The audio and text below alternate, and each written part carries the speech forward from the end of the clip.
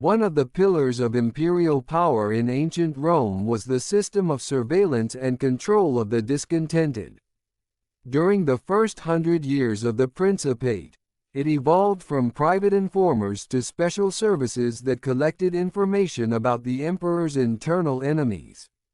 One of the most notorious services of such grim fame was the detachment of the Frumentary. The term frumentary in the Roman military vocabulary denoted the suppliers of bread for the army. During the Principate, food was purchased at fixed prices from private citizens who lived in the area where the army was located or passed through. If necessary, additional resources were mobilized, and additional quantities of grain were purchased at commercial prices on the market. Over time, the compulsory supplies evolved into a permanent tax on the provincials, the so-called annona. To procure and collect grain from among the principals of the legion, a frumentarium with soldiers assigned to it was allocated. They had to first transport the grain to the warehouses and then deliver it to the active army.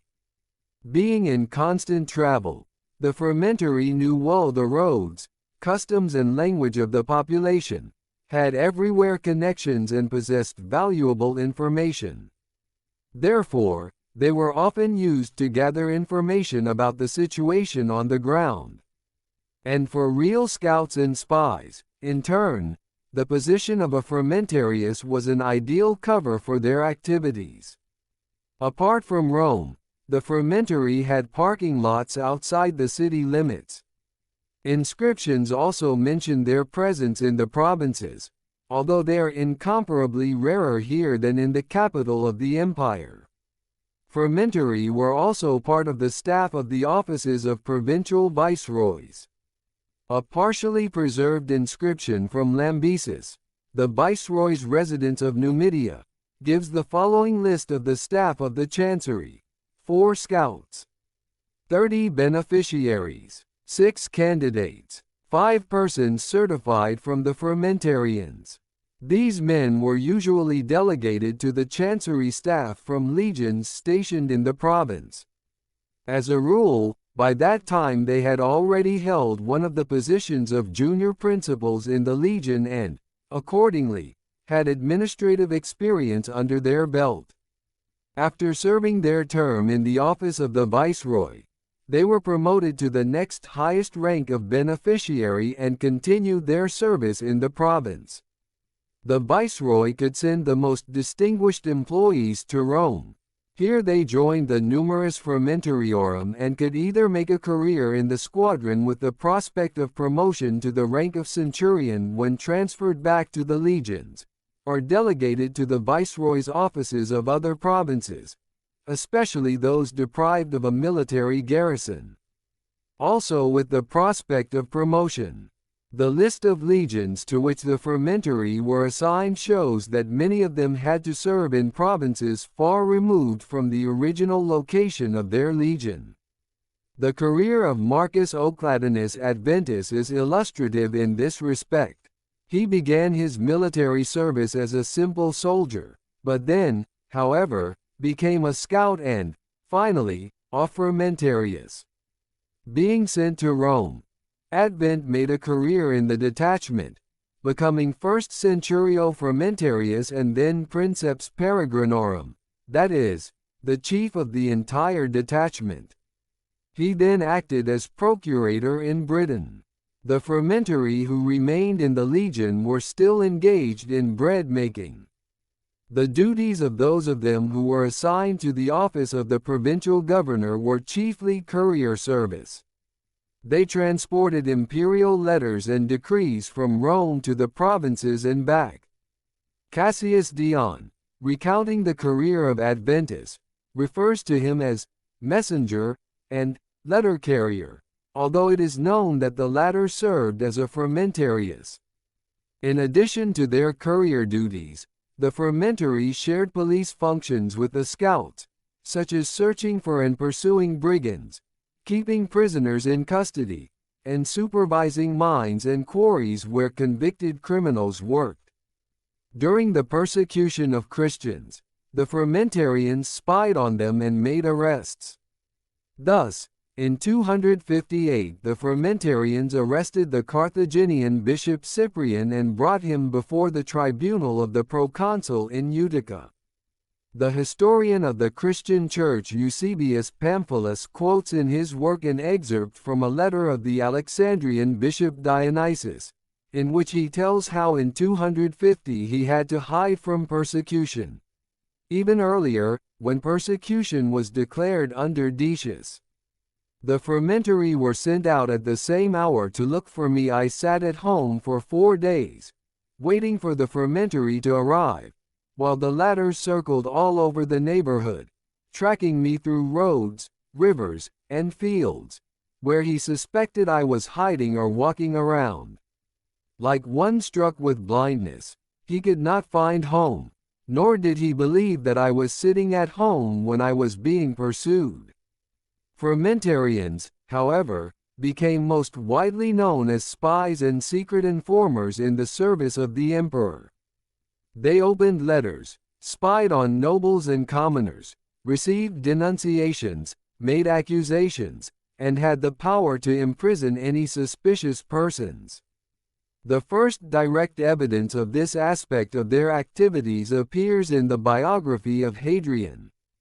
This emperor, characterized by morbid suspicion and equally irrepressible curiosity, according to his biographer Aelius Spartianus, used the Frumentarians to gather information about the private lives of his cronies. Hadrian kept a close watch not only on his own house, but also on the houses of his friends, so that through secret agents, Frumentarii, he learned all their secrets. His friends did not even think that their lives were so well known to the emperor until the emperor himself revealed it to them. Besides Hadrian, the services of the Frumentarii were also used by other emperors, even those of them who left behind them the fame of good rulers. The biographer of Alexander Severus, for example, reports, he inquired about everything through his faithful men, and through those about whom no one knew that they were doing it, since, he said, everyone could be bribed with a bribe. Emperor Macrinus learned about the reprehensible deeds of his soldiers through the Frumentarii. Gallienus was informed by the Frumentarii what army officers and senators said about him. In addition to surveillance and arrest, the secret duties of the Frumentarii also included the elimination of persons undesirable to the emperor. On the order of the Praetorian prefect Perennius, the Frumentarii ambushed and killed Seator, a favorite of Commodus, who caused widespread indignation with his reprehensible behavior.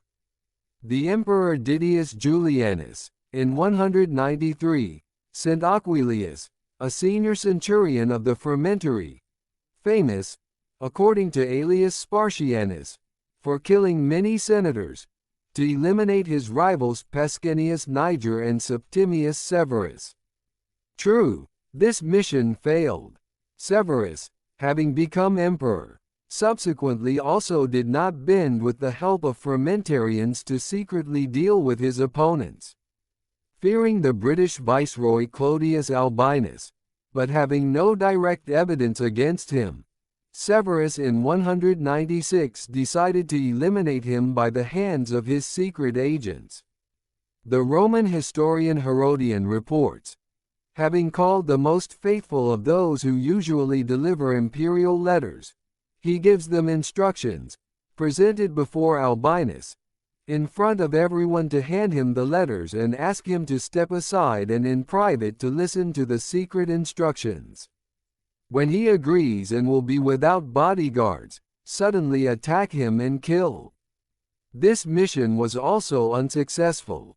Clodius Albinus, who knew well the temper of the North, was wary and ordered the imperial couriers to be captured and interrogated before they could do anything about him. In the course of their duties, the Frumentarians had many opportunities for abuse, both by order of their superiors and on their own initiative. Aurelius Victor reports that they ferreted out and denounced every disturbance in the provinces, drew up unconscionable accusations, put everyone in fear, especially in the most remote lands, and robbed everyone shamefully. Because of the numerous censures by the end of the 3rd century, the Frumentarii became so notorious that Emperor Diocletian was forced to abolish their service altogether. Soon, however, another similar structure, the so-called agentes in rebus, arose in the same place. Initially, it was a courier service, subordinate to the office of the master of the officii. By their rank they were equal to horsemen and had the same ranks as soldiers of ordinary cavalry units. Over time, these agents, like their predecessors, began to be employed to organize surveillance of officials of various departments, search for and expose unreliable persons, and extrajudicial investigations. Agentes in rebus, like the Frumentarians, were involved in dubious operations. Ammianus Marcellinus, who wrote about their work, also incriminates this service with the same unscrupulous charges mentioned earlier by Aurelius Victor.